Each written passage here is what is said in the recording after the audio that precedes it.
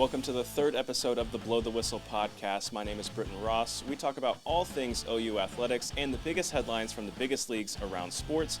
Today I'm joined with Landon Thomas. Landon, how are you doing today? I'm doing okay. What about you? I'm doing pretty all right. We had a good weekend of sports this past weekend, so we're going to jump right in. The biggest thing, NBA playoffs, finally here, 82 games, leads up to right now. Today is Wednesday, April 16th, so there were two games last night, the Magic and the Hawks, and the Warriors and the Grizzlies. We're going to start with former Sooner Trae Young and the Atlanta Hawks. They lost 120-95. Trae Young, 28 points, not bad, didn't shoot great. He was, the beginning of the game, he was really not doing too hot. He was like 4 of 13, I looked at one point. I think he started out like 2 of 9. He caught few fouls early, but he was playing mediocre. I mean, he wasn't anything like special. Yeah, but 6 assists is it's okay. But he did get ejected. Yeah, that was a big one. Also, Dyson Daniels, it was his first game like all year that he's had like not a steal in, which is pretty absurd when you average 3 steals a game, and then in the biggest game of your probable career, you can't even get one. So that was pretty interesting. Yeah, and then Cole Anthony for the Magic. 26 points off of the bench I thought was kind of wild because I don't even know who this dude is. Really? You don't know who Cole Anthony is? I'm not. Okay, I'm an NBA casual. Oh, okay. Like, I watch the Thunder, clearly. Yeah. But I can't. No free promo. Get that out of here. No free promos, but I can't, I just can't do it. I don't know why. I used to be able to, and I just can't anymore. See, with me, basketball, I think the main reason why I've always been such a big advocate and just, like, watcher of it is because of how fast-paced it is. And I really can keep up. That's why, like, with, like, sports like baseball and, like, soccer's getting a little bit better, and even golf's getting a little bit better for me, but baseball just never can get into because of just how slow-paced it is. But, yeah, so the Magic beat the Hawks and advanced to the next round of the play-in. They won the play-in, so they'll play the Celtics, and we'll get to that in a little bit. But the other game last night was way more interesting in my opinion. Oh, yeah, it was a good game. Yeah, the Warriors and the Grizzlies. Warriors won 121-116.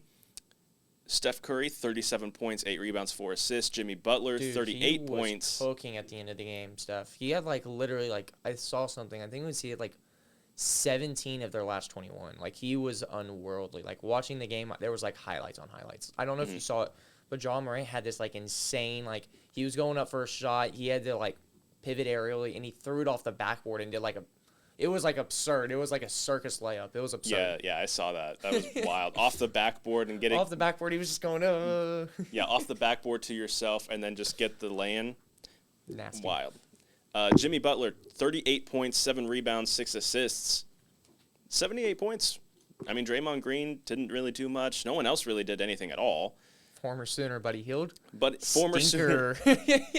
2 points, 1 assist, 1 steal for the former Sooner. Like, he was cooking in the beginning. Like, the first, 3 months, it was like ESPN was going, like, oh, my gosh, next Splash Brother found. And then just, like, he's been horrible the last, 2 months. Like, he is just doing bad. Like, he isn't shooting well. He isn't playing good defense. He can't stay on the floor.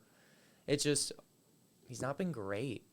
It's like, I feel like Golden State, their problem right now is their depth. Like, I feel like they have a decent amount of depth, but they're like, it's weird to me because they're not even playing Jonathan Kuminga right now. A guy who they have on a rookie max scale contract, he's getting DMPs, which I find is absolutely bizarre how you're going to give a guy a max contract literally less than a year ago, and then you're not going to even play him in a playing game. Like, I don't understand what's going on, but hey, Steve Kerr knows more than me. I mean, Steve Kerr has won, 4 championships? Yeah, 4 championships as a coach. And a gold medal. A gold medal, and then 5 as a player, I believe. He knows more than me. I mean, he did play under Phil Jackson and Coach Pop. So yeah, he knows the best. That dude won 4 straight championships as a player. He was on the second three-peat with the Bulls, and then one with the Spurs in '99. Literally, I didn't think about that. Literally those 3 teams, and then he went straight to the Spurs. That's funny. Yeah. And then, so tonight, the Miami Heat at the Chicago Bulls, speaking of the Bulls, and the Dallas Mavericks at the Sacramento Kings. We'll start with Miami in Chicago. What are you looking at there? What are some matchups? So the main thing with Miami and Chicago, a lot of it's going to be about the guard play, I feel like, in this one. Mainly who I'm looking at is, like, Josh Giddey versus Tyler Hero. I think more of a Josh Giddey and Kobe White versus Tyler Hero. Because both of Giddy, over the last quarter, I don't know if you checked his stats. He's nearly averaging a triple-double over the last, like, 2 months since the Really? All-Star break. He has been, like, otherworldly good. Like, he might get a rookie max extension. He's been, like, the franchise player for Chicago recently. And Kobe White's always been good. He's averaging, I don't hear, how much is he averaging? Not completely sure. Oh, this is great. Well, I don't know, but he's cooking. I know he is cooking, and but they have a lot of solid pieces. They got Vucevic, they got Patrick Williams, the forward from the G League Ignite last year. I don't know how to pronounce his name. Metez Buzelis, I think it is, but he's pretty good. But I think the Heat, they're really gonna need Tyler Hero, I think, to have like an otherworldly game, because I feel like they just don't have depth. They really don't have depth on that team. They don't really have any on-ball creation. It's literally like him, Jaime Jaquez, Bam Adebayo, and Terry Rozier, and that's it. Nobody else on that team can create their own shot. Who do you have coming out tonight for that one? So me being a big Thunder fan, I want Miami to win because their pick is top 14 protected. So if they miss the playoffs, or if they make the playoffs, we get their pick. But if they miss the playoffs, they get their pick. And I'm not sure if I'm 100% on this, but I think their pick, if they don't, it's conveyed to 2 seconds next year. So it really turns into nothing. Other words, you get literally almost a lottery pick from them if they just make the playoffs. But I think the way Chicago's been playing recently, I really think Chicago's got it. I mean, just Giddey's been great. Kobe White's been great. Nikola Vucevic, he's a guy who can stretch the floor. I just feel like in terms of what the Bulls have right now, I mean, they're looking like a pretty good team right now. And then one of my favorite sagas of this series, of this season, the Dallas Mavericks. Oh, that trash franchise. As a Thunder fan, that is forced to be here in Norman with thousands of Dallas Mavericks fans, and Dallas Cowboys fans, and Texas Rangers fans, and Dallas Stars fans. Oh, this season has just been so nice for Thunder fans. What are the Mavs doing? Dude, I don't know what's happened. Because, I mean, in retrospect, honestly, I kind of see the vision that they had with trading for Davis. I can see it. Like, I still don't think you make the trade. I still think you don't make this trade no matter what. And for those who don't know, trading Luka Doncic, who is probably, a top 5 player? I'd say he's probably in all honesty, in my opinion, he's the best guard in the league. Best guard in the league, better than Shea, better than Curry, best guard in the league. So arguably like a top 3 player in the NBA. Oh, yeah, 100%. And you trade him away for Anthony Davis, who, I mean, his nickname is Street Clothes because he can never play because he's always hurt. And, I mean, like... You got a first, and Max Christie, who's been fine, but Max Christie's still Max Christie. He's not anything special. But the main thing, which was, like, just sucked for them, is because, yeah, they both made their starts pretty quickly. But Davis literally came in, played 3 quarters, looked like a beast. He had, like, 35 and 14. It was like, oh, crap, Davis is going crazy. And then he got hurt. he did something. First game. He got hurt, and he was out for, like, a month. But, Street Clothes. Yeah, Street Clothes. Great nickname for him. And Luka, I will say, it took him a while to get adjusted to the Lakers team with having a dominant ball handler like my glorious king LeBron James. But not Austin Reeves? No, I'm sorry. Even if Sooners... former Sooner Austin Reeves, better than LeBron. This is your podcasting. How are you that wrong? But no, I really do think that he's really taken up his game because, like, you go look at his efficiencies for Luka, his shooting splits, his defense has been god-awful until, like, the last month. Like, he's been a lot better. Let's get back on track. Dallas and Sacramento. Oh, yeah. I forgot that was the game. Yeah. Sidebar to rant about the Dallas Mavericks. I mean, from Sacramento, I mean, they still have Sabonis, right? And, like, that's all I can really think of. Sacramento, they still have Sabonis. They have Zach LaVine now because they traded a weird three-team trade with I think it was the Bulls, Sacramento, and the Spurs. That was how they got De'Aaron Fox. But they have him. They still have Malik Monk. I don't know if he's healthy for the game. I could have swore I saw something he's injured. I could be completely wrong, though. But they also have him. They have DeMar, he hasn't been great. I've always not really liked DeMar DeRozan, though, because I just don't see what in this today's age NBA if having a guy who can't shoot the 3.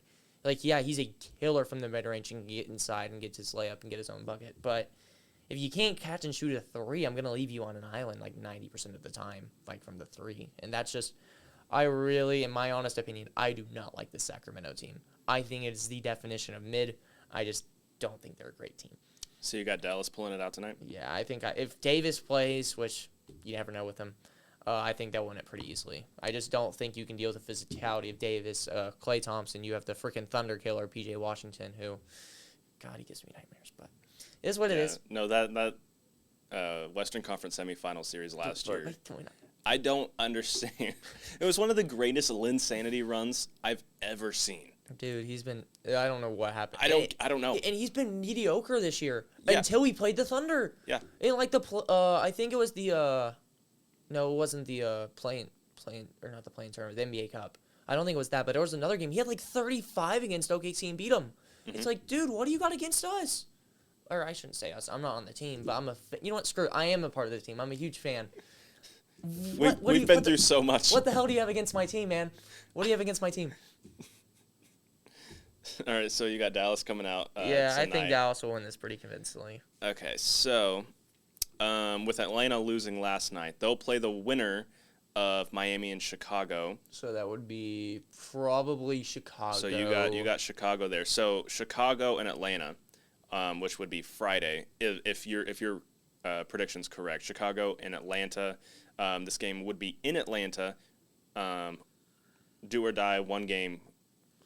Chicago, Atlanta. That's going to be a fun one. I don't know, because you got I think the big thing is who's going to be that second guy that steps up for Atlanta. If Zachary Risache, their number one pick from this year, if he can really step up and be that second option, then I think they can win it. But what a story it would be if Chicago can make the playoffs, in my opinion. After trading away Zach LaVine, after trading away your best win-now player in Alex Caruso, getting Giddey, who is doing a lot of controversial stuff around the time, but still who has been phenomenal. God, I don't know. I really think it's a 50-50, but if I had to go with my gut, I honestly do think Atlanta will pull it out. I think the big part is having the best player in the game is so important. Like, that's how you just win close games, and I really think Trae Young... I mean, that's just who he is. He's a guy who's going to be able to get you to the 7 or 8 seed every year. So I think they're going to do just enough to squeeze in. But, I mean, then you got the Cavs, who've been the best team in the East this year. So, I mean, what do you really accomplish at the end of the day? But, yeah, I think Atlanta will win it. So if your prediction tonight is correct, it would be Dallas at Memphis on Friday. Again, one game. What would you see there in a hypothetical Dallas-Memphis matchup? I think it's going to be the same thing I said last time. I think it's going to be about having the best player in the series. So when if Anthony Davis, fingers crossed, is healthy, I do think Dallas will pull it out. But I wouldn't be surprised also if the Grizzlies can win it too, because I do think the Grizzlies have more firepower. But when you play a guy on the floor at all times like Zach Edey, I don't understand why this guy's getting minutes. I'm going to be honest with you. Like, he's 7'4". Like, yeah, that sounds great. But he's terrible. He's not great around the basket. I mean, he's a decent free throw shooter, but he gets in foul trouble very quickly, very easy, and they are hunting him down. Like the Warriors game, they were hunting him down the entire game, just trying to get him out on the perimeter, stretch him out, drive to the basket, get him a quick bucket. So, and I think also a big storyline is how good Jaren Jackson will be able to guard Anthony Davis, is because he's a former defensive player of the year. So having a guy like that, you should be able to at least limit him a little bit. So I think. Man, now I feel like I'm kind of talking to myself into the Memphis winning it. But I really want to see OKC face Dallas again because I think they'll sweep them. But I think the Grizzlies are actually going to pull it out. I think even though they have the best player in the series, you still have different talent like John Morant and then Desmond Bane, who's been really good the last half of the season, and then Jaren Jackson, who can still play some pretty good defense on Anthony Davis. So if all your predictions tonight are correct, and on Friday it would be the 1 seed Thunder versus the Dallas Mavericks. Potentially. Actually, I'm going to change it. I think. Can I change it? Yeah. Okay. I think it's going to be Memphis. I really do think it's going to be Memphis. Going to rob us of that Thunder Dallas series. I really want it to be I want it, but like, you got to look at it realistically. Does Dallas have another guy outside of Anthony Davis and P.J. Washington that can go create their own bucket right now? They traded them all away. Yeah. or they didn't trade Kyrie, but he got hurt. You traded away Luka. You traded away Quentin Grimes, who was averaging, 25 points out of nowhere? I mean, they just don't have enough bucket getters right now. And that's what it comes down to in these big one-off games. You need a guy that can go get you a bucket, and they don't have that. Mm-hmm. So, yeah, give me Grizzlies. Okay. So, Thunder, Grizzlies, and then who would you see coming out of that? Thunder, Grizzlies. Let's be real. I do think Memphis is at least a decent team, but I think just how much depth OKC has and how elite they have on literally they can switch anybody on anybody and it's still an elite defender. Mm-hmm. I mean, you just don't see that. So I think Memphis can squeeze out one, but I think it's going to be a pretty easy 5-game series for OKC. Yeah. This is the fun part. Now we get to kind of fill out a bracket. March Madness is over, but we still got brackets. Yeah, we still got brackets going. So we're going to go with the West first. Nuggets Clippers. The 4 seed Denver Nuggets, 5 seed Los Angeles Clippers. I have been saying that I think it's super valuable to have the best player in the series like Jokic. But I really think outside of Jokic, that team is a dumpster fire right now. So it's going to sound – and I think the Clippers are playing such good basketball. They're playing so good. And as long as Zubac, whatever how you pronounce it, can at least play decent defense on Jokic, I think not only the Clippers will win this, but I think it's going to be a dominating series. I think they can sweep them. I really think they can sweep them. I mean, Kawhi Leonard, they're going to have still Kawhi. They're going to have Paul George, Norman Powell, who's been otherworldly this season, averaging 20 points. He was getting all-star votes for crying out loud. Norman Powell getting all-star votes, I could have not told you that at the beginning of the season. So I do think the Clippers can win it pretty convincingly, yeah. Okay, the bottom half of the West bracket, 3 seed Los Angeles Lakers and the 6 seed Minnesota Timberwolves. So a lot of people I've heard have the Lakers taking it pretty easily, but I don't understand why. I do still have the Lakers winning, but I think Minnesota's good enough where they could get 2 games easily. Yeah, Lakers for sure. Still winning 6, which I mean it's still not dominant, but I would still. I mean it's not 7 games, but it's still a lengthy series. You gotta also think about they still have the biggest player in the series in Rudy Gobert. I know Luka has had history of literally taking Gobert and isolating him on an island to win games, but they still have Anthony Edwards. They have Julius Randle, who, when he's played this season, they've been pretty solid when he plays. They have him. They have Mike Conley. They have Jaden McDaniels. They have depth. They have talent. So I really think that they can make it a pretty competitive series, but at the end of the day, you still are going up against LeBron James and Luka Doncic. Yeah. I mean, I don't see how that team can really lose many games when you have 2 guys you can go to who can literally carry your team. They both have done it. They've both done it in multiple years where they've carried their teams to conference finals. So I do think it's going to be a semi-competitive series, but I think it's going to be Lakers in 6. The 2 seed Houston Rockets and the 7 seed Golden State Warriors, which I don't believe Steph Curry has ever lost to the Rockets in the playoffs in his entire career. Yeah. Which is They're still a 7 seed, and they still, just got in the play-in. There is a stat, though, that no team that has come from the play-in has won a playoff series. And that's a pretty long time, though, that it's been 6 years of a play-in, and still not one team has won it, won a series from it. So it's really saying, is the play-in valuable? But well, the NFL did the same thing where they expanded their playoffs and added a 7th seed, and it took 4 or 5 years. This past year was the first year that the 7th seed actually won a game. And so, I mean, it's possible, but it's not realistic, and that's why I don't like all of these leagues expanding. I didn't really and even college level, I don't really care for the new expanded playoff format, or they want to expand the March Madness tournament. At the end of the day, we still got the same teams. Magic. We still got the same teams at the end of the day. Yeah. So, but even though we are talking about all about how that doesn't happen, I think this year is going to be the first year that it does happen, because I do not like this Rockets team. It feels weird that they're a 2 seed. Yeah, 100%. They're not only are they so young, but I don't think they have the talent. I just don't think they have a guy that they can go to go get a bucket. Or, I mean, Alperen Şengün's great, Fred VanVleet are great. They're good for regular season. And I feel like Landon Thompson, who's been one of the most overrated players in the league, he's been good, but they're literally putting him in conversations at his age with Giannis. And I'm like, what? Like, you can go look it up. I was literally seeing people put out stats. The only person that, like, average these stats are, like, Giannis and some other guy. And I'm like, don't try and put this narrative out there. Yeah, there's so many stats. People love to say stats don't lie, but stats can be manipulated. Mm-hmm.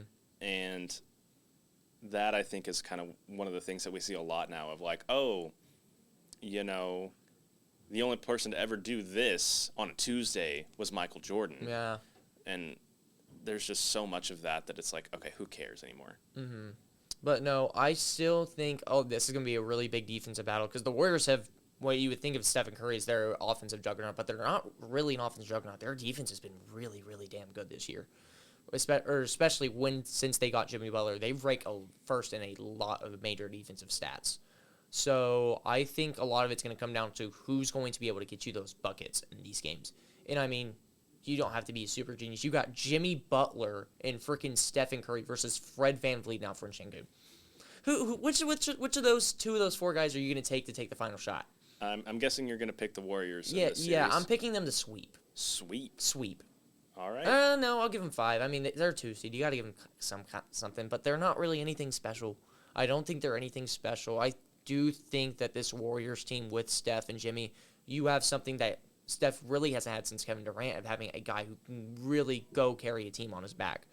And, like, you've seen it, I mean, in games. I mean, they combined for, 75 points last night against Memphis? Yeah. I mean, they were playing incredible basketball. So I really do like some of the pieces they have in Houston, but they're still so young. So give me the Golden State in 5. Now over to the East. Do you think the Cavaliers are going to end up playing the Atlanta Hawks? Mm-hmm. Do you think Trae Young, any traces of Sooner Magic left to try to get a win in this series? I think they can get at least one win. I mean, you still got one of the best players in the series, probably the second best player in the series, in Trae Young. But I mean, I still think that Trae Young thrives in our away crowd. So I think they could even steal one on the road. They can maybe even push this to 6, because I think while the Cavs have a good roster, or like they're a great team, I don't know how this team is built for the playoffs. Because like Donovan Mitchell, he's a great guy. He's always been elevated his game in the playoffs. But then you guys got like Darius Garland and Evan Mobley, Jared Allen, who I think are great players, but I really don't see them as like great players on a championship caliber team. I just don't. I see them as players that can maybe get you to the second round, even the conference finals.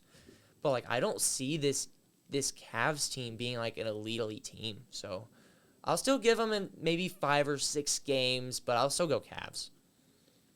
The 4-seed Pacers and the 5-seed Milwaukee Bucks.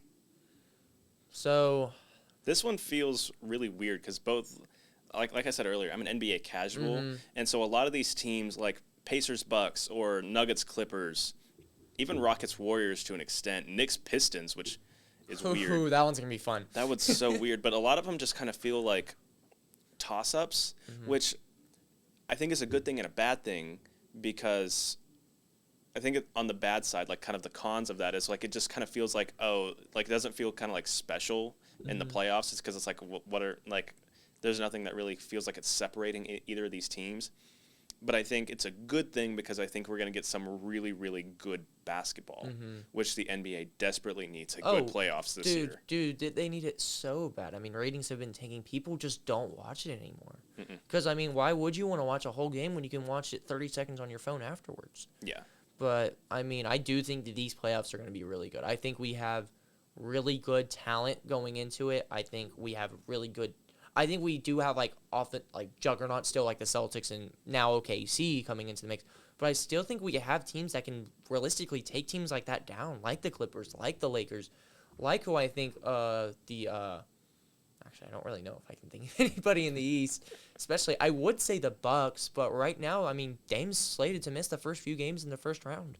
I mean, so at that point, can they even make it out of the first round? Which is a crazy thing to say about a team led with arguably the second, third, or even the best player in basketball, Giannis Antetokounmpo. So, Pacers, Bucks, that's a tough one. I think it's realistically going to come down to what game if Lillard can come back into this first round, what game is that? Mm-hmm. And if Giannis can hold down the fort till then. Because I still think the Pacers roster is really good. I think Tyrese Halliburton and Pascal Siakam are a good 1-2 punch. Now, they're not going to be a team that's going to win you the East or anything, but they're a team that can win you around. Like, I definitely see this team being a team you can win around against, so I really think it's going to come down to when Lillard comes back, and I think they're going to honestly rush him. I think he's going to come back, but I don't think he's going to be completely ready when he comes back. I think it's going to come down to how Brook Lopez plays for Milwaukee, because, I mean, like you said, the Pacers have a really good 1-2 combo, but without Damian Lillard, they don't really have that second guy. They don't have that second guy. So I mean, they traded for Kyle Kuzma, which in theory that's great in 2015. Yeah, or he wasn't in the league in 2015, but it was 2018 or whatever. It was whenever they won the ring. Yeah, like he was great in that bubble run, but at the end of the day, it was a bubble run. So, and he has been bad. Like he has not been great at Milwaukee. He's been mediocre as hell. So for those reasons, I still think you have the best player in the series by a mile in Giannis. So, and I do think they will rush Lillard back into it. I don't think it will kill them. But, so I think it's going to go at least 6 or 7 games, and I'll go Milwaukee. I think that they still have the best player in the series. I think even if after 2 games, if the series ties 1-1, or even if they're down 0-2, and they do rush him back, I think even like an 80% Damian Lillard playing on a minutes restriction is still probably better than 60% of the league. Yeah, I agree with that. Because, I mean, at the end of the day, it's still freaking Dame Dollar. Like, he's going to still be one of the best guards in the league. It doesn't, in like 2 or 3 years, he'll still be one of the best guards in the league. He has a game that will transition over time. Not like a guard like Russ, who 3 or 4 years ago, we were talking best point guard, one of the best point guards in the NBA. And now he's struggling. He might not get a contract after this year with the Nuggets, after the year with the Nuggets. Like, he's had that's solid. So sad. It's terrible to see as a Thunder fan. I mean, are you kidding me? Mr. Triple Double can't even start right now. Like, he's struggling to get starting minutes. I don't know what team's gonna want him next year. Back on track. You're picking the Bucks? Yeah, I think I'm gonna go Milwaukee. You don't sound confident. I'm not confident. I mean, they still don't have a good second option besides Lillard. And even with Lillard, the Bucks still healthy haven't been great this year. But I still think you have Giannis who's proven he can win a ring. And I think a lot of my picks are going to be guys who's proven they can get it done. So, yeah, I think I'll give me the Bucks in 6 games. Moving on to the second, or the bottom part of the bracket. This is such a weird series. The New York Knicks, the 3 seed, versus the 6 seed Detroit Pistons. Aiden and I talked about the Pistons two weeks ago, and it's like they're like a 42-win team at the time. Yeah, I mean, they finished 44-38, and nobody has talked about anything that like Cade Cunningham is doing or anything. Cade Cunningham right now is probably maybe a top 5 player in the NBA. He has been absurd this year. That's wild, and there's been no media coverage of it. Their second best player on their team is Tobias freaking Harris. I mean, you remember what Jimmy Butler said? They chose him over me. I mean, are you kidding me? Tobias Harris is your second best player, and you're still in the playoffs? You made the playoffs? I mean, that's pretty good. Not even the play-in, the playoffs. Yeah, they clinched a seed.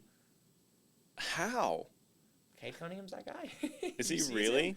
He's good. Like, I know he's good, obviously, or he wouldn't be in the NBA, but I mean, like... Dude, he's literally one of those guys I could see in, like, 4 years' time, and, like, yeah, he can carry a team to a conference finals. Like, he is that level of good. And I think... I guess maybe it's just we're here at Gaylord College on the University of Oklahoma.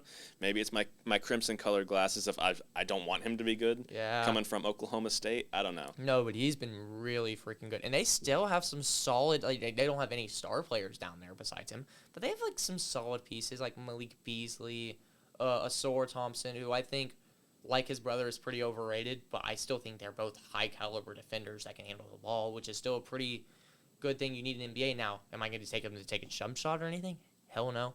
I'm not choosing him to shoot anything. But I still think they have some solid pieces over there. But you also still got to say it's the New York Knicks, who have they been great against the top teams in the league? No. They have been, like, historically very bad against, like, top talent teams. So that's why I think this is going to be a really interesting series, because I don't think the Pistons are anything special.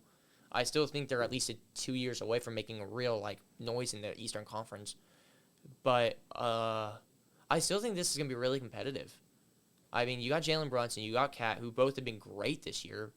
But then you have Mikal Bridges, who's had a pretty down year. I think that's pretty safe to say he's had a down year. OG Anunoby, who was playing the literal best basketball of his year at the best time. He was, I think, over the last month, or I think it was the last 10 games, he was averaging like 28 points per game. Wow. From OG Anunoby, who I would have never told you he's averaging that much. I don't think he's a guy. I think you would ask me last year. I'm like, yeah, I don't see this guy ever averaging 18 plus per game.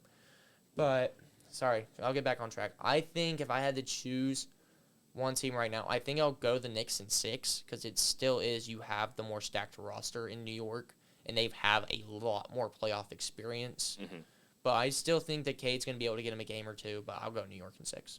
And then the last first-round matchup, the Boston Celtics, the 2 seed, and the 7 seed Orlando Magic, who just clinched the 7 seed last night in the play-in tournament.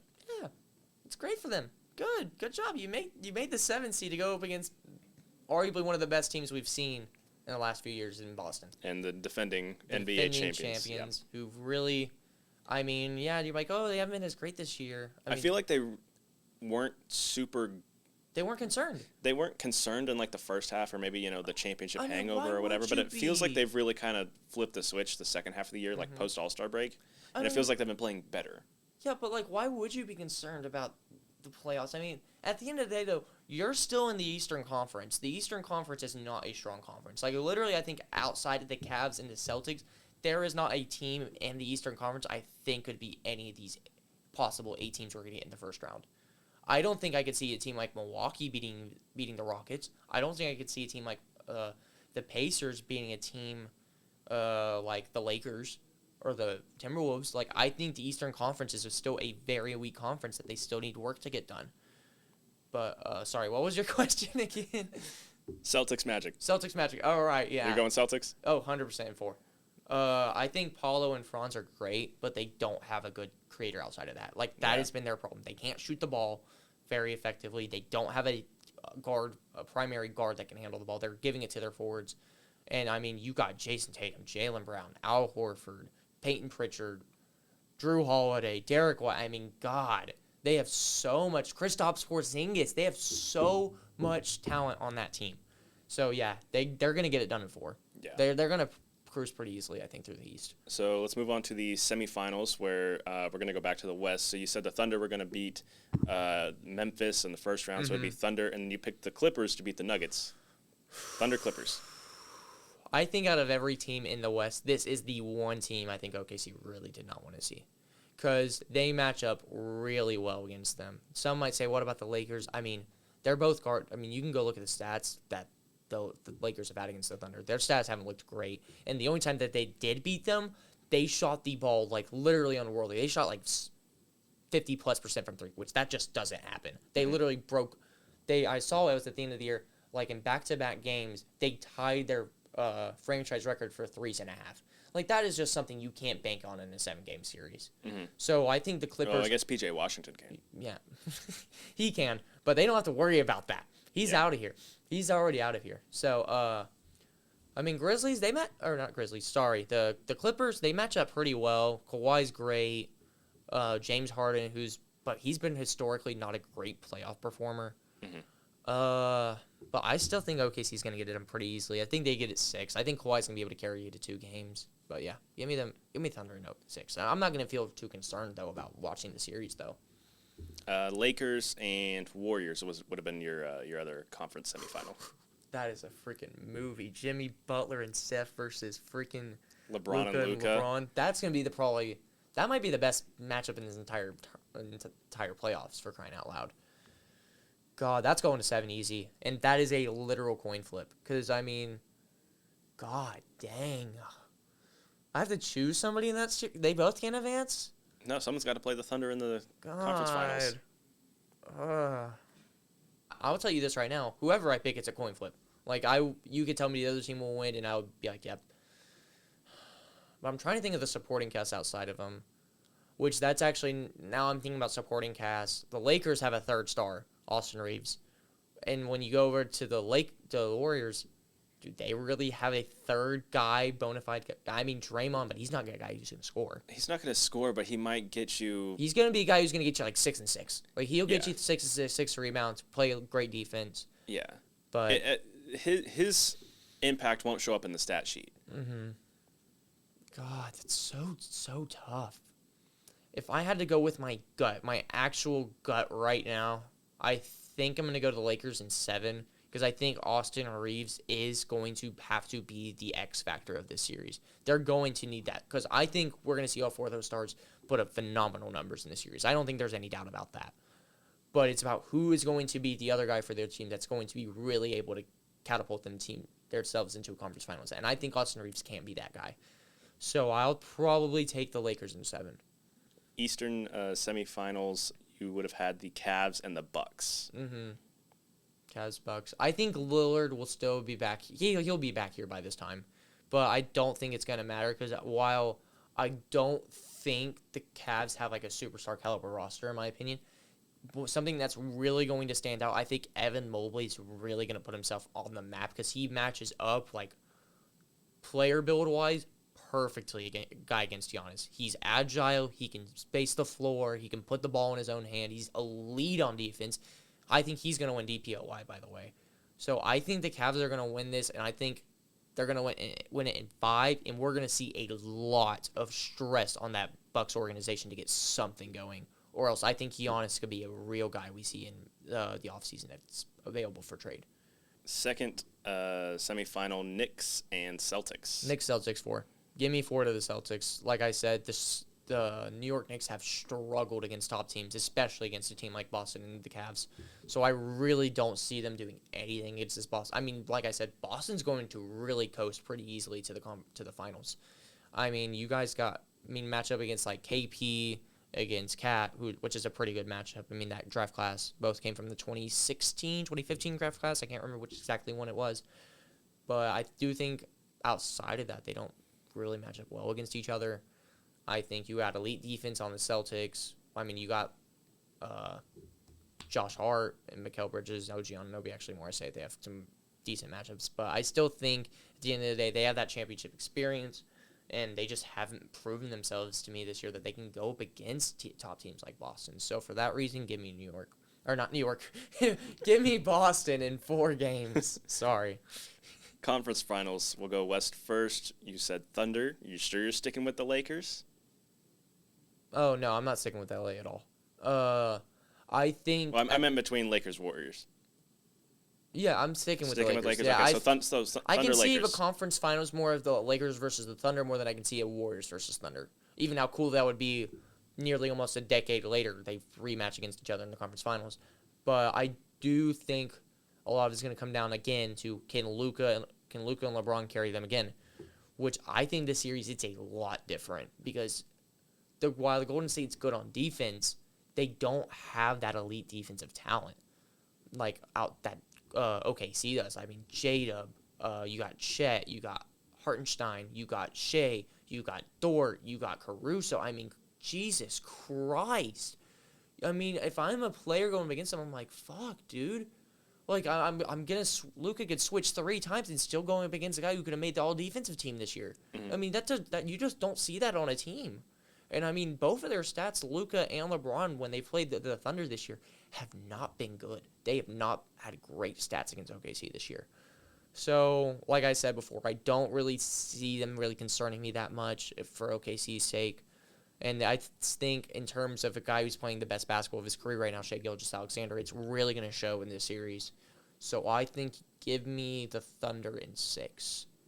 And then over on the East, Cavs, Celtics. So I think this is where the coasting kind of ends for Boston. You still got to give the Cavs their respect. They've been a phenomenal team this year. However, I do think Boston has still been the better team all year long. I think from roster up to down, I really like how they look. I mean, you got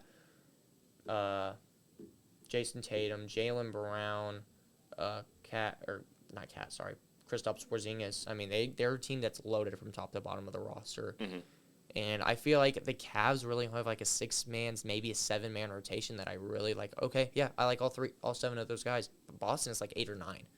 And I think that's the playoffs, a lot of it comes down to how good is your depth. So I think Boston's going to win this in probably 6. But I could even see them dominating enough to get it to 5 games. Really? Mm-hmm. So NBA Finals, we got Thunder Celtics. Yeah, I think this is something that's been booked since literally after the first month. Like, everybody said, okay, this is the path to the finals. And I think this is going to be a really competitive finals because both teams match up perfectly against each other. Because you got bigs like Al Horford and Kristaps versus bigs like Chet and Isaiah Hartenstein, who match up, I think, really well. The guard play, I think, is a little bit different because you got Shea, while they don't have necessarily as great as a guard as Shea Gilgeous-Alexander, but they still got Drew Holiday. They still got Derek White, who are both great in their own regard. But, God, I think this is, as much as I want to say OKC, I still think they are 1 year away. I got them next year winning the whole thing pretty easily because I think that they'll get a lot better. I think they still need another second. Like, I need either J-Dub or Chet to really take that superstar number 2 jump because that's what I think it's going to come down to. OKC still doesn't have a second superstar on their roster. I think that's pretty easy to say. They still don't have that. And while he's not incredible all the time, Jaylen Brown is still a superstar in my opinion. He's great. So I think the Celtics are going to win it in probably 7 to 6 games. I know. It's sad to say, but Boston's... I mean, I really do think Boston's the best team in the league. And it's unfortunate to say. Yeah, I kind of see him going back-to-back, too. As sad as that makes me, because I know the Thunder are right there. Mm-hmm. And it hasn't been like a long rebuild, but it's just been such a long journey of... losing the finals in 2012, and then, the next couple years, Kevin Durant and Russell Westbrook kind of were never, like, fully healthy for a full season for a couple years, and then they finally did lose the conference finals, blow a 3-1 lead to the Warriors. And then, like, 2 months later, the worst news of my life ever happened. Everyone in Oklahoma remembers where they were July 4th, 2016. Oh, my God. I was in a car. I remember exactly what. So it was July 4th. We were actually coming back from the lake. I don't know why we were leaving the lake on July 4th. But so I remember I was just in the back seat, I think playing my DS or something I would have done at that age. But then my dad gets a notification on his phone, and he just looks up, and he says to me, Kevin Durant just left for Golden State. I'm like, what? What do you mean he left for Golden State? They can do that? And I remembered I was crying. I was so upset. Because, like, Kevin Durant was my favorite player in OKC. He was everyone's favorite player. Yeah, I mean, you could be like, oh, yeah, I loved Russ. But you didn't love Russ until Kevin Durant left. You were not like, Russ is my favorite guy until Kevin Durant left. Mm-hmm.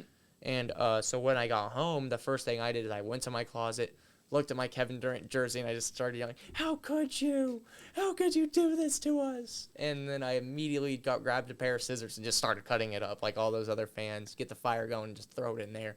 I mean, I was pissed. I was mad about it for like a month. See, I was never like mad. I was just like sad. Like everything was just dark and gloomy for a couple months. We're going to bring it back on campus. OU softball. Mm-hmm. The defending 4-time national champions. Yep. Not looking too hot right now. Mm-mm. They've lost back-to-back conference series for the first time since the 3-game conference series has been a thing, which was like 2012. What a stat, by the way. Having that level of dominance for over a decade to the point where you have to pull that out is pretty crazy. Yeah, but I mean, there was a highlight. They were down 1-0 in Saturday's game 1. Maya Bland came in to pinch hit for the Sooners and hit a 2-run home run, giving them a 2-1 lead. OU ended up winning 5-1 Saturday night, but then lost game 2 6-1, and then lost game 3 2-1 in 8 innings on a walk-off home run. Mm-hmm. And it's not been great. I mean, they're still a great team. They're 36-5. The issue comes with they're 10-5 in conference play, which is not elite. It's not elite. It's not what they've been. It's good, and it's not what they've been. And it's a down year. It's a rebuilding year, whatever you want to say. But you have to expect that this year, though. I mean, you had what was it, 8 seniors on last year's team? 7 or 8 seniors, and you lose all of them. Yeah, I mean, I mean, realistically, by the way, all of those players were here for all 4 of their titles. That's all OU has known when it comes to not all of them. There was a few, like Alyssa Brito transferred in from Oregon, but like the main like 4 or 5 from that group. I mean, Riley Boone, Kenzie Hansen, Jada Coleman, Tiare Jennings, they were all here for 4 years, all 4-time national champions. Yeah, and then you lose that. I mean, you can't realistically expect them to dominate the same way. You just can't. Yeah, and I mean, they're still good. I think Patty Gasso is a hell of a coach. Oh, best softball coach of all time. If she's not, then she will be eventually. Because I think there's one other coach from like back in the day from either Arizona or UCLA that has like 11 national championships. Patty has 8, so she'll get there as long as she keeps coaching.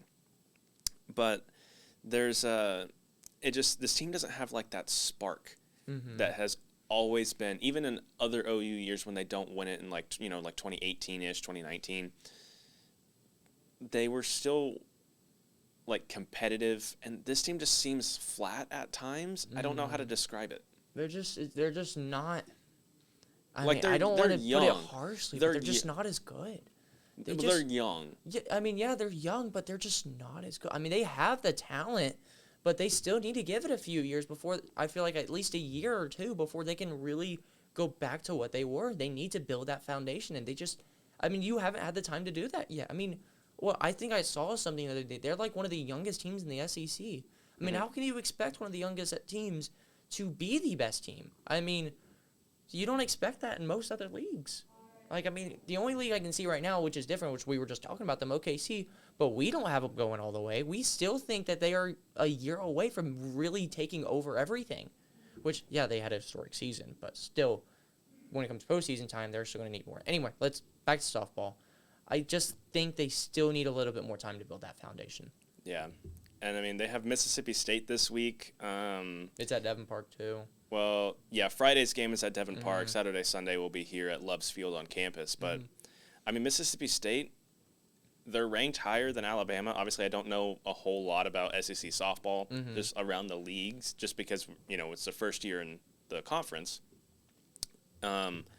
So, I mean, I don't know a whole lot about Mississippi State softball. I know Alabama's been good, but, I mean, Miss State is ranked higher than them right now. So I don't know really what to expect out of this series this weekend. Yeah, me neither, really. I mean, you got to ask yourself, though, can you see Patty Gasso, though, losing 3 straight conference series? No. It's not possible. I genuinely don't think it's possible. Over the last, like, not just the last 4 years with, the best senior class in softball history, but over, like, the last decade, anytime that they lose, the next game, they're usually kicking ass. Yeah, I mean, they're going to come out with a fire under their belt. This team hasn't done that this year, though, after a loss. I really even after the first conference loss against Tennessee, they played St. Thomas and they run ruled them 12-4, and then they run ruled no, they didn't run rule UCF. It was like 6-0, but they run ruled Oklahoma State, who's also having a down year. But man, this team, it's not the same. It's just not the same. And OU fans are so spoiled to where that they can complain about that. They can complain about a 30. God dang it, we're only number 3 or 2 in the coaches poll. God damn it. Yeah, they're 36-5. Yeah, I mean, still a hell of a team.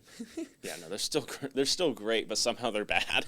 Yeah, I don't understand it, but it is what it is at the end of the day. Speaking of not understanding like a team, like there are things that the OU softball team like needs to do. They need to get better at pitching for sure because they only have 2 real pitchers, Sam Landry and Kirsten Deal, but they can't pitch every inning of every game. You can't expect 2 girls to pitch the entire season for her team. It's not possible.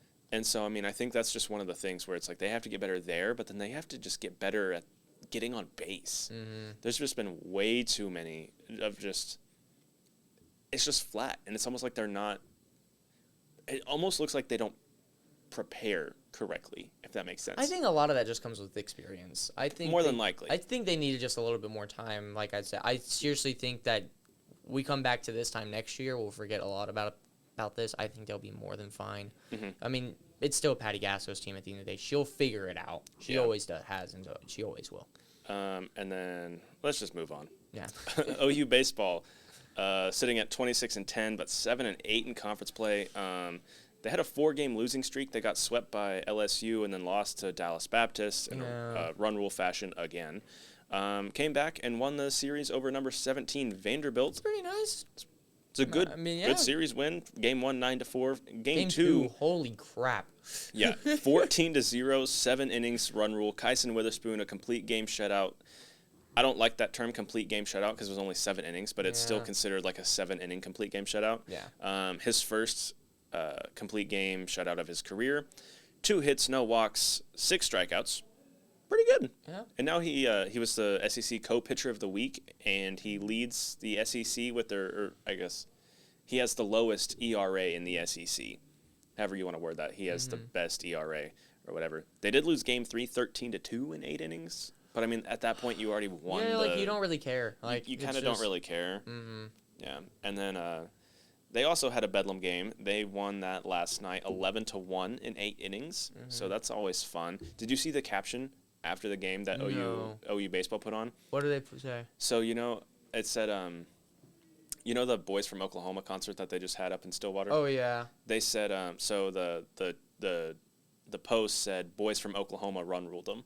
Oh, that's funny. No, it's great. It's great. They cooked with that one. Yeah.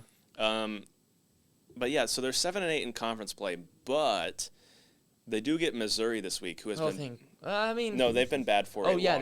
They've been horrible. Yeah. All my notes says Mizzou, bad. They're, and apparently they've been 13-23, 0-15 in conference play. Yeah. What the actual fuck? How can you be that bad of a program? Dude, I don't know. You gotta be at least able to squeeze something. Nope. You haven't squeezed one game? Nope. How is that possible? Because they're that bad, and the SEC is that good. I think I think the SEC is that good, but also, like, you gotta be able to win a game. Yeah. No way you don't be able to win one game. If they don't sweep that series, even if they win the series but just win it 2-1, it's still gonna be like a... I mean, though, let's think about it. Could you see them giving up a game? I mean, you know more about OU baseball more than me, but I don't know. I have this gut feeling with how it's been. It's been kind of up and down with OU baseball all year. It's been very up and down, but I mean, Kyson Witherspoon's coming off a great performance. I think even his brother Malachi also. Is he gonna be able to play? Is he already gonna be good for? I know didn't he miss Bedlam? I don't remember that. They kind of just threw a bullpen game for the Bedlam game last night. But I think Malachi is kind of starting to get back on track. But I mean, Malachi would have been the Sunday starter. That lost 13-2. So I think they're probably good enough to sweep them. I think it just comes down to, it's really just execution, I think. The talent level is, like, the gap is there. Mm-hmm. So, like, honestly, it shouldn't be too hard to sweep them. I think it's just going to be, can they execute correctly? Yeah. Because some of the pitchers have been kind of shelled recently, and so if there's going to be a time to get your confidence back, it's right here. Yeah. Because it's not getting any easier. 100%. This is going to be the easiest series of the year. Because, this is the worst team in the SEC. 0-15. It speaks for itself. Yeah. There's not really much you can say. But I don't know why. I have a gut feeling, like, I don't know baseball as much as you do, but I have a gut feeling they're going to drop one of these games. I think it's going to be very close, but I just have a gut feeling they're going to drop one. Do you think it'll be like the Sunday game? If it's something. It's not going to be like a big game. It's not going to be like, I think they'll win the first 2 pretty easily, but I think like a Sunday game I could realistically see. Or actually, this is the SEC always has one series that's shifted forward a day in baseball. Or so Saturday. So this is Thursday through Saturday. So that'll be fun. Little Saturday baseball game 3. I'd say it'd be fun to go watch, but it's in Mizzou, so unless you want to go drive all the way down there. It's only a 6-hour drive. Oh, only. Yeah, only. I'm not driving 6 hours to go see a 15 play. No, sorry. God, no. Not when there's playoff basketball. Oh, 100%. No. And then also this weekend, we'll kind of wrap through this quickly because we talked about it on the show last week. Men's and women's gymnastics, both competing for national championships this weekend. OU Women's Gym down in Fort Worth. Thursday, they'll play Florida, Alabama, and Missouri. The top 2 teams will then compete from Thursday's meet, the top 2 teams will compete on Saturday with the top 2 from the second semifinal session, which is LSU, Utah, UCLA, and Michigan State. OU women's gym is 27-2 this year. Both of those losses to LSU. LSU, the defending champion from last year. I've called it the revenge tour all season long. I think that's how it's felt. I think they're gonna get it done, but I mean, still 2 losses to LSU. I mean, that's bad. But and just a quad meet and then the SEC championships. I mean, those 2 teams are easily gonna finish 1 and 2. Dude, it's been between them all year. Like, yes. I think everybody. I mean, I haven't watched as much as other people have, but I still feel the general consensus from most people I know that it's been a set in stone path for these 2 teams to collide. Mm-hmm. Now, who's going to win it? And that's going to be so fun to watch on Saturday whenever they hopefully do meet, assuming that they both make it out of their semifinal sessions. Mm-hmm. That's going to be absolute cinema. Okay, men's gym. Their qualifiers are... Woo, we qualified with what? How many teams are in men's gym? Like 13 teams in all D1? There's like 19 or 20. Like, it's not a whole lot of Division I men's gymnastics teams. Yeah. So, still something. So their qualifiers are Friday in Ann Arbor, Michigan, which I believe is at the University of Michigan, because that's where that's at. So in their qualifying, and it's kind of the same thing. They're kind of like 2 semifinal sessions, but they're called qualifiers. I don't know. Yeah. So Friday night they will compete with Nebraska, Penn State, Air Force, Cal, and William and Mary. Oh, so they're just competing against every D1 team. Yeah, so literally like 25% of the. So there's 6 teams in this one qualifier. The top 3 will compete in the finals on Saturday with the top 3 from session 2, which is Michigan, Stanford, Illinois, Ohio State, Navy, and Army. So it sounds like literally half. There are 12 teams at this competition. And there's like 20 teams in all of D1. Yes. What are we even doing here? I mean, like, what's the point? What are we even doing What's here? the point? I mean, that's literally like, what, is there a draft lottery too for the bottom 8? Like, I mean, that's how it has to feel. I have no idea. I mean, yeah. It's just, I mean, they've been good this year, but it's been, I mean. They are the number 1 ranked team in the country. They're the number 1 overall seed, but. You still got Stanford. You still got Stanford, which they're 2-1 against Stanford this season. But historically. That one loss was like one of their first meets. It was back on January 18th. I think it was like their second meet of the season. Mm-hmm. It might have even been their first one. I can't remember if the first thing on Soonersports.com is a preseason match or not. Yeah. But, man, Stanford, 5 straight national championships going back to 2019. That includes the 2020 COVID year that got canceled. You got to be due at some point, right? I would think. Mark Williams is, I've said it on the show before, Mark Williams is the most underrated head coach on OU's campus. He has 9 national championships. OU has 12 overall, but since he got here circa 2000, 9 national championships, including a 4-peat from 2015 to 2018. And then, so since then, it's been all Stanford. Yeah, so it's... So it's 4 years of OU. And then 5 years of Stanford. Yeah, 5 years of Stanford plus the COVID year that no one competed. Yeah. So, going back to 2015, literally 10 years. Is it time for a changeover? Go back to OU dominance? Maybe. We'll see. Watch like William and Mary or Air Force win the national championship this year. That'd be I don't know awesome. if either of those teams are like good. I would love to see. So if you or like Army, put in perspective for those programs though, they haven't won shit. Like imagine Army or Navy winning a national championship in men's gymnastics. I didn't even know they competed in men's gymnastics. First off, yeah. But yeah, no, so the way that this works is there are 6 competing in each session. The top 3 from each session will then compete again on Saturday. But then there's also like an individual national championship aspect to it, to where it's like the top. So they compete together, but also like there's individual awards. Well, yes. So they compete together as the team, but then also it was like saying that like the top 3 competitors from each event will also compete on Saturday for like an individual national championship, something like that. I couldn't really make sense of it. I mean, it sounds a little complicated. No, it was. No, I read the rules and the what is it called? Like the way that it's set up. I read it multiple times, and I still could not understand what it was saying. Hold on, here's the article. Okay, here's the article. So here's what it says. right? There are the 12 teams, 6 in each session. The top 3 teams and the top 3 all-around competitors, not on one of the qualifying teams, plus the top 3 individuals on each event, not already qualified on a team or as an all-around competitor, will advance from each qualifying session to the finals. The NCAA Championship Finals, set for 5:30 p.m. Central Time on Saturday, April 19th on ESPN2, will determine team, all-around, and individual event champions. Yeah, I'm looking. I don't know what any of that means. No, me neither.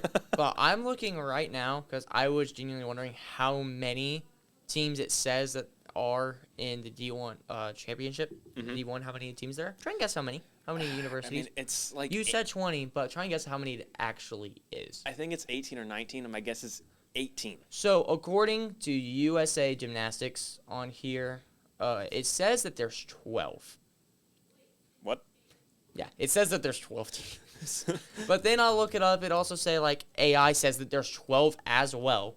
But then you got a page like Wikipedia that says 15. Oh, that says only 15 schools sponsor men's gymnastics teams, with 3 outside of D1. So, yeah, there's 12 teams. 3 outside of D1, like there are 12... There are 12 D1 teams. So if you put it that way... So everyone's just competing in a big... Everyone's competing. Wow. So, like, just, I mean, yeah, cool. You made the riveting championship, stuff. but everybody's in the championship. So who cares?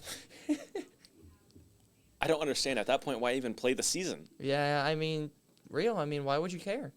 Why would you care? If everyone makes... That doesn't make any sense. That can't be right. It just doesn't make sense. That can't be right. I refuse to believe that's right. No, I agree with you. No. Okay, well, that's going to be all the time that we have today. That we're going to end on that really weird note of we don't know what's going on in men's gymnastics. How everybody can compete. Everyone can compete. It's fine. It's fine. Thank you so much for joining me today. Thank you for having me. Thank you for watching the 3rd episode of the Blow the Whistle podcast. Make sure to leave a like and a comment down below, and we will see you next time.